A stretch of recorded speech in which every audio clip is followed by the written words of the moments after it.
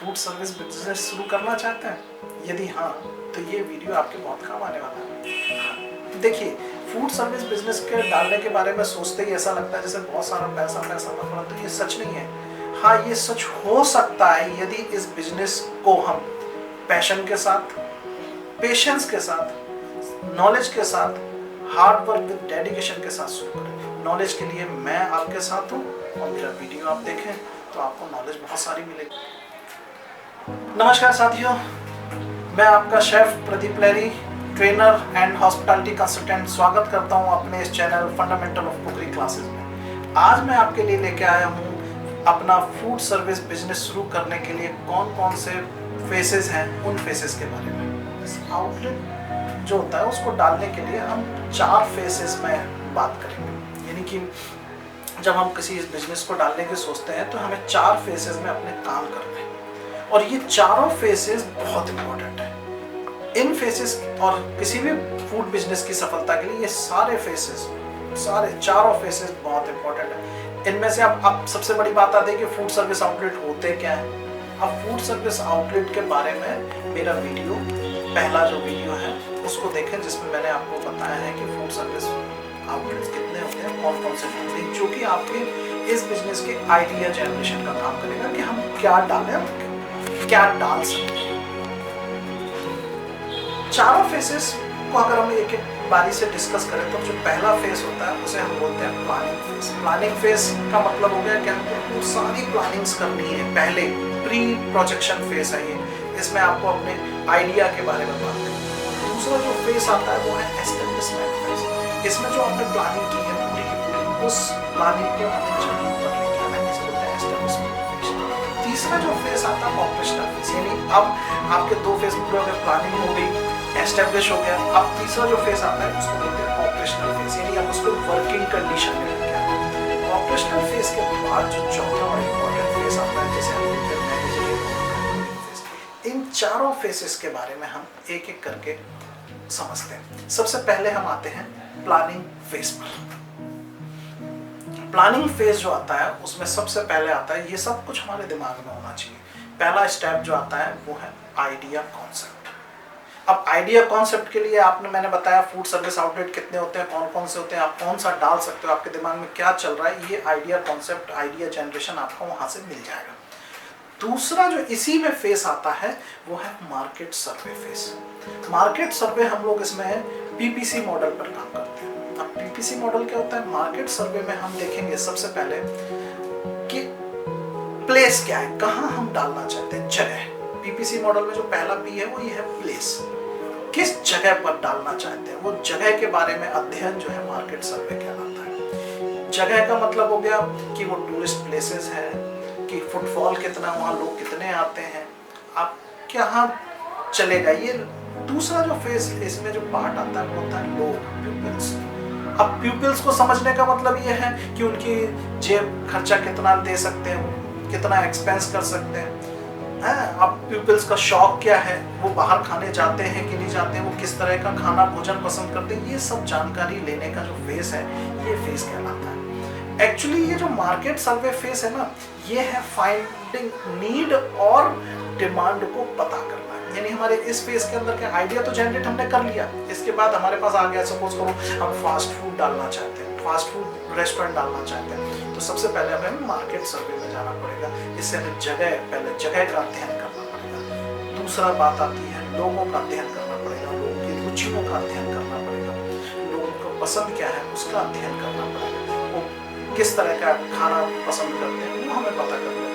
दूसरा वहाँ जरूरत क्या है, या तो ये चीज़ है कि वहाँ का पसंद क्या है वो जाने, या दूसरा पॉइंट आता है कि वहाँ जरूरत किस चीज़ की है।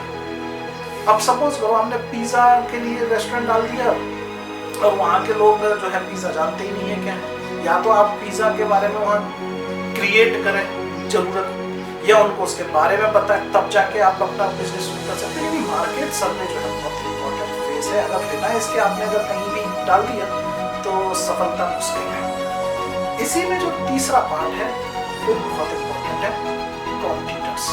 हमें ये भी बहुत जरूरी है मार्केट सर्वे में अध्ययन करना है कि हमारे कॉम्पिटिटर्स कौन कौन से हैं, हम किन के साथ अपना कॉम्पिटिशन करना है, या हमारा आइडिया बिल्कुल यूनिक है या कोई पहले से चल रहा है उसके साथ हमें कॉम्पिटिशन करना है। ठीक है, तो ये फेसेस के बाद एक और फेस है, इसी फेस में एक और पार्ट है, वो है मेन्यू प्लानिंग। बहुत इंपॉर्टेंट पार्ट है मेन्यू प्लानिंग के डिटेल्स, कैसे प्लानिंग की जाती है अपने आप में काफी अध्ययन का विषय है। इसके बारे में मैं आपको फिर अगले वीडियो में बताऊंगा। इसी में जो चौथा पार्ट है वो है बजटिंग। अब जब हमारा आइडिया बन गया, मार्केट सर्वे हो गया, तब हम बात करते हैं बजट। अब हमारा बजट क्या है, इस बजट को ध्यान में रखेंगे, कितना पैसा हमें ऑपरेटिंग कॉस्ट में लगाना है, फंड हमको कहाँ से मिलेगा, ये बजटिंग फेज में हम लोग रखेंगे। उसकी कॉस्टिंग क्या रखेंगे, आइटम्स की, फूड आइटम्स जो हम बेचने जा रहे हैं उनकी प्राइसिंग क्या रखेंगे, ये मेन्यू प्लानिंग में हम अध्ययन कर लेंगे, बजटिंग में अध्ययन कर लेंगे। इसके बाद इसका अंतिम जो चरण है इस फेज का वो है वर्क फ्लो, यानी कि काम शुरू कैसे होगा, हम इसको किस प्रावधान में लेके जाएंगे। जैसे परचेज होगा तो स्टोर कहाँ होगा, प्रोसेसिंग कहाँ होगा, इसका एक वर्क फ्लो लेआउट तैयार करेंगे। ये जो फेस होता है ये फेस कहलाता है प्लानिंग फेस। ये बहुत ही इंपॉर्टेंट फेस होता है। इस फेस को हम ऐसा नहीं नजरअंदाज करते हैं, हवा में बना लें। अब प्लानिंग फेस के बाद जो दूसरा जो फेस आता है वो बहुत इंपॉर्टेंट फेस है, उसे हम बोलते हैं एस्टेब्लिशमेंट। अब प्लानिंग तो हो गया, इसे हमने अपनी प्रोजेक्ट रिपोर्ट में बाइंड कर लिया, सारा का सारा जो दिमाग में था उसको हमने पेपर पे उतार कर स्टोर कर लिया। इसके बाद अब जो दूसरा इंपॉर्टेंट फेज आता है एस्टैब्लिशमेंट, यानी जो हमारा प्लान था उसको अब जमीन पर लेके आना। इस फेज को भी हमने जो है 4 चरणों में चलेंगे। तो पहला चरण है अपनी जमीन, जो हमने जगह देखी है मार्केट सर्वे के बाद, हमने जो प्लेस देखा है उस प्लेस पर जाके उसको अपना बनाना। मतलब अगर उसको किराए पे लेना है तो किराए पे, कंस्ट्रक्शन करना है तो कंस्ट्रक्शन, वो सारे फेसेस में आ जाता है। इसके बाद उसमें इंटीरियर करना है, कुछ कंस्ट्रक्शन करना होगा लेआउट के अकॉर्डिंग, जैसे कहाँ ड्रेनेज देना है, कहाँ किचन के लिए हमें वुड्स वगैरह लगाना है, वेंटिलेशन करना है, तो ये किचन कहाँ बनानी है, सर्विस काउंटर कैसे बनाना है, वो सारा काम इस फेज में आता है। लैंड बिल्डिंग, कंस्ट्रक्शन और इंटीरियर पर, लेआउट्स पर काम करना है।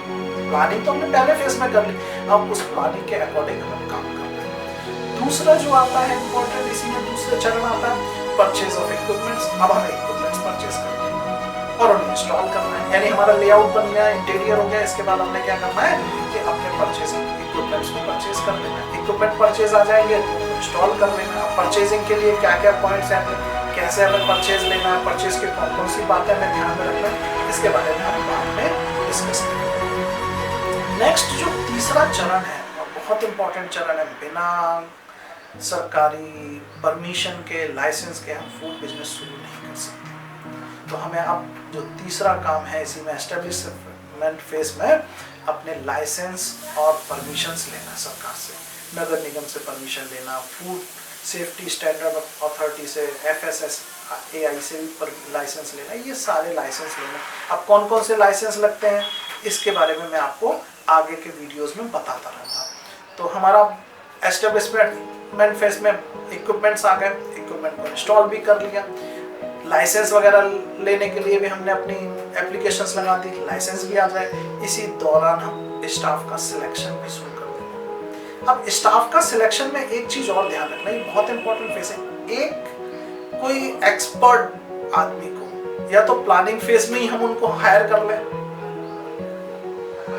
जिससे क्या होगा कि आपकी प्लानिंग फेज जो होगा वो आपके सपोर्ट के साथ मिलकर प्लानिंग फेज आपके बजट को ध्यान में रखते हुए प्लानिंग कर लेंगे। एक जो है जिसे हम सीनियर मोस्ट एक्सपीरियंस आदमी कह सकते हैं, उसे आप पहले हायर कर लें, या कह सकते हैं मैनेजर लेवल पर एक आदमी हायर कर लें। बाकी बाद में स्टाफ सिलेक्शन के थ्रू अपने हिसाब से जो जो आपके मेन्यू आइटम है जो आप बनाने जा रहे हो उस हिसाब से स्टाफ सिलेक्शन कर लेते हैं। यानी ये प्लानिंग फेज के बाद का फेस आ जाता है, इसे हम बोलते हैं एस्टेब्लिशमेंट फेज। यानी क्या हुआ, प्लानिंग हो गई हमारी, प्लानिंग होने के बाद उस प्लानिंग के अकॉर्डिंग हमने अपना एस्टेब्लिशमेंट तैयार कर लिया।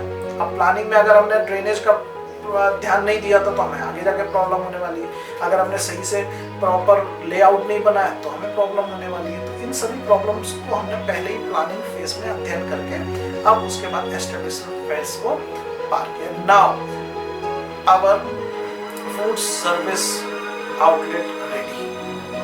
अब इसको ऑपरेशनल्स में लाना है, अब ये काम करेगा। अब इस तीसरा जो चरण है या तीसरा जो फेज है वो है हमारा ऑपरेशनल फेस। तो अब बात रही आती है हमारी ऑपरेशनल फेस, यानी हमारा एस्टेब्लिश हो गया, अब इसको रन करना है। इसको रन करने के लिए बहुत इंपॉर्टेंट बहुत सारी बातें हमें ध्यान रखनी है। जैसे कि हमने वर्क फ्लो तैयार किया था प्लानिंग फेज में कि कैसे कैसे काम होगा, उसी वर्क फ्लो के हिसाब से फिर हमें अपना चीजें करनी। ऑपरेशनल फेज में हमें फोकस करना है परचेज पर, दूसरा उसको स्टोर करने पर। परचेज करने की कई अलग अलग टेक्निक्स होती है, जो भी टेक्निक आप इस्तेमाल करना चाहें, लोकल मार्केट से परचेज करना है, कहाँ से परचेज करना है, परचेज मतलब raw material, glossary item, vegetable, dairy product, meat item, whatever, जो भी आप अपने यहाँ मेन्यू के अकॉर्डिंग जो परचेज करने का। दूसरा है उसको स्टोर करना, प्रॉपर स्टोरेज प्रोसीजर, किसको हमें ड्राई स्टोर में रखना है, किसको हमें कोल्ड स्टोर में रखना है, वो सारा प्रॉपर स्टोरेज। तीसरा आता है इशूइंग मेथड, हम स्टोर से सामान को कैसे इशू करेंगे, क्या प्रोसीजर सिस्टम होगा, इन सब के बारे में मैं आपको अगले वीडियो में बताऊंगा, जो क्योंकि ये मैनेजरियल एस्पेक्ट आएगा उस वीडियो में मैं आपको ये सारा के परचेज कैसे करना है, स्टोर कैसे करना है, ये सारी चीज़ें, इश्यूज़ के कौन कौन से प्रोडक्ट होते हैं, कि कौन सा सामान हमें पहले इशू करना है, कौन सा बाद में करना है, तो लीफो और फीफो मेथड का इस्तेमाल करते हैं, वो डिपेंड कर। इसके बाद आता है प्रिपरेशन, कुकिंग, प्रेजेंटेशन, सर्विस कैसे हम सर्विस करने वाले हैं, वहाँ पर कौन कौन से स्टेप प्रोसीजर को अप्लाई करने वाले हैं, ये हमने सारा प्लानिंग फेज में कर रखा। अब सिर्फ इसको ऑपरेशनल में लाना है। क्लीनिंग प्रोसेस हम कौन सा इस्तेमाल करना है, बर्तनों को साफ करने के लिए क्लीनिंग प्रोसेस, आसपास के एरिया को साफ करने के लिए क्लीनिंग, क्योंकि हमें खाने से डील कर रहे हैं तो बहुत इंपॉर्टेंट होता है कि खाना हमारा जो हाइजीन कंडीशन में बने, प्रॉपर सैनिटाइज्ड हो चीज़ें, क्योंकि हम लोगों के हेल्थ के साथ काम कर रहे हैं, लोगों के स्वास्थ्य के लिए काम कर रहे हैं, तो इस पर बहुत फोकस करना होता है। चाहे आप स्ट्रीट फूड डालें, चाहे आप रेस्टोरेंट डालें, फास्ट फूड डालें, पर सबसे मोस्ट इम्पॉर्टेंट थिंग है कि आपका जो ऑपरेशनल है वो स्मूथ होना चाहिए, हाइजीनिक कंडीशन में होना चाहिए। आप एडल्ट्रेंट्स का इस्तेमाल नहीं कर रहे हैं, आप बहुत अच्छे फूड प्रोडक्ट्स का इस्तेमाल कर रहे हैं, क्योंकि आपकी जो कॉस्टिंग है वो सारी की सारी आपने इसीलिए पहले ही प्लानिंग फेज में कर ली कि उनकी क्या कॉस्ट क्या देगी। अब इस सब के बाद जब ऑपरेशनल काम चल रहा है तो हमारा क्लीनिंग फेज भी आ गया। फिर रीस्टोरेज का मतलब क्या हुआ, जो खाना बचा है उसको हमें वापस किस टेम्परेचर पे स्टोर करना है। अगर हम ये प्रॉपर स्टोरेज नहीं करेंगे तो उसमें बैक्टीरिया ग्रोथ हो जाएगा, फंगस आ जाएगा, वो हमारे स्वास्थ्य के लिए अच्छा नहीं होगा। तो इसलिए बिल्कुल भी यहाँ पर कह सकते हैं ना, सावधानी के साथ, प्रिकॉशंस के साथ हमें रीस्टोर करना है। इसके बाद जो नेक्स्ट काम आता है इसी ऑपरेशनल मोड में, जो खाना है उसको रीहीट कैसे करना है, उसको दोबारा से गर्म कैसे करना है, तो ये सारी चीज़ों को जो है ऑपरेशनल फेज आता है। ये बहुत इंपॉर्टेंट फेज है आपके बिजनेस को तरक्की के लिए, सफलता के लिए। अगर यहाँ आपने थोड़ी भी लापरवाही रखी ऑपरेशनल फेज में, वर्क फ्लो को फॉलो नहीं किया, तो आपका जो है ये फूड सर्विस बिजनेस घाटे में जा सकता है, क्योंकि लोग अब सेहत के लिए अवेयर है, और हम भी चाहते हैं, सभी लोग चाहते हैं कि हम जब पैसा दे रहा है ग्राहक तो उसे अच्छा साफ सुथरा खाना मिले। तो अगला जो फेज है, इस फेज के बाद हम बात करते हैं चौथा, मैनेजरियल कंट्रोल फेज। इसको हम कंट्रोलिंग फेज भी कहेंगे, क्योंकि यहाँ स्टाफ काम कर रहा है तो उनको कंट्रोल भी करना पड़ेगा, मैनेज भी करना पड़ेगा। तो इस फेज में भी कई चरण हैं जिनको हम बारी बारी से अध्ययन करते हैं। सबसे पहला जो पार्ट आता है वो आता है कॉस्ट कंट्रोल। अब देखिए, बिजनेस कर रहे हैं तो हमको फायदे के लिए कर रहे हैं ना, कुछ हमको प्रॉफिट भी मिले। अब प्रॉफिट के लिए सबसे इंपॉर्टेंट होता है कॉस्ट कंट्रोल। कॉस्ट का मतलब होता है कि आपका जो लागत है वो ज़्यादा ना बढ़ रही हो, ओवर एक्सपेंस नहीं जा रहे हो। जैसे सपोज करो कि आपकी सब्जी परचेज जो कर रहे हो, परचेज जो ला रहे हो वो महंगा नहीं पड़ रहा हो, जिससे आपकी फूड कॉस्ट हैवी हो जाए। तो हमें यहाँ पर कॉस्ट कंट्रोल के सिद्धांतों को, कॉस्ट कंट्रोल पर फोकस करना पड़ेगा। हमें अब इस फेज में अपनी सेल इंक्रीज करने की बात करनी पड़ेगी। हम कैसे अपनी सेल इंक्रीज करें, और जो एक्सपेंसेस हैं उनको हम कैसे कंट्रोल करें, या एक्सपेंसेस को हम कम कैसे करें। यानी अब जो फोकस होगा वो होगा सेल इंक्रीज करना है और एक्सपेंसेस को कम करना है। ये काम हम लोग को जो इसमें अध्ययन होता है, इसमें समझेंगे, जैसे हम बोलेंगे कॉस्ट कंट्रोल। इसके बाद एक दूसरा बहुत इंपॉर्टेंट काम होता है यील्ड मैनेजमेंट। यील्ड मैनेजमेंट मतलब कि जो ऐसी चीज़ें जो लेफ्ट ओवर जा रही हैं हमारे हाथों से, मतलब एक्सपेंसेस, पैसा जो है फ्लो हो रहा है जिसके बारे में हम समझ नहीं पा रहे, उस पैसे को कहीं ना कहीं से रोकना, जो दिख नहीं रहा है उसको रोकना, यील्ड मैनेजमेंट कहलाएगा। इसके बाद जो तीसरा होता है फोरकास्टिंग। फोरकास्टिंग में बहुत इंपॉर्टेंट पार्ट है, हमें पहले से अनुमान लगाना पड़ेगा, अंदाज लगाना पड़ेगा कि तैयारी हमें कितने लोगों की करनी है खाने की। ऐसा नहीं है कि आपने तैयारी कर ली ज़्यादा लोगों की और ग्राहक कम आए तो आपका फूड जो है वेस्ट हो रहा है, उसको आप स्टोर कर रहे हो, फिर रिसाइकल स्टोर करने रख रहे हो, तो वहाँ टेस्ट बिगड़ रहा है, फ्रेशनेस बिगड़ रही है। तो ये एक फोरकास्टिंग भी बहुत इंपॉर्टेंट चरण है कि आपको एक अंदाजा लगाना पड़ेगा कि आज के दिन अब ऐसी जगह देखा जाए कि मार्केट जो है ट्यूसडे को बंद रहता है, आपको फोरकास्ट करना पड़ेगा कि ट्यूसडे को मार्केट क्लोज रहता है, तो मेरे यहाँ फैमिलीज ज़्यादा आएंगी खाने आउटिंग के लिए आने वाली है, तो हमें उस दिन फोकस करना है। मालूम चला कि सैटरडे आज के दिन लोग फास्ट रखते हैं या मंडे आज के दिन फास्ट रखते हैं मेरे एरिया के, क्योंकि प्लानिंग में हमने देख लिया ना पीपल्स के बारे में, तो हमें उस दिन कम फोरकास्ट करना पड़ेगा। तो ये फोरकास्टिंग भी बहुत इंपॉर्टेंट पार्ट है मैनेजिंग।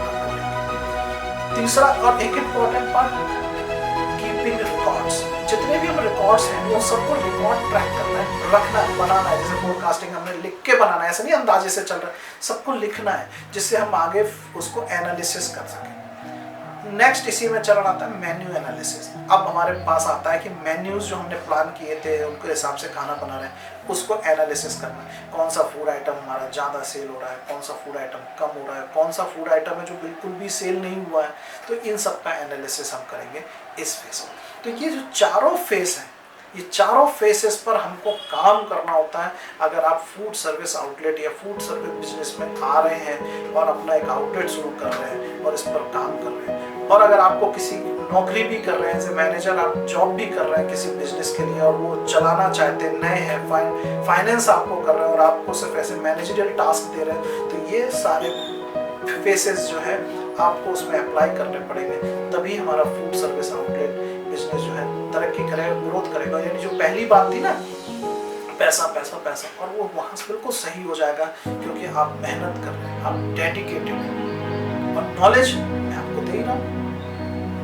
तो इस वीडियो को शेयर करें, लाइक करें और मेरे इस चैनल को सब्सक्राइब करें, जिससे मैं आगे आपको ये बहुत सारी चीज़ों का विस्तृत या डिटेल नॉलेज आपको दे सकूं, जिससे आप सफलता की सीढ़ियां चढ़ते चले जाएं और हमारा फूड इंडस्ट्री डेवलप करता जाए। Thank you very much. नमस्कार।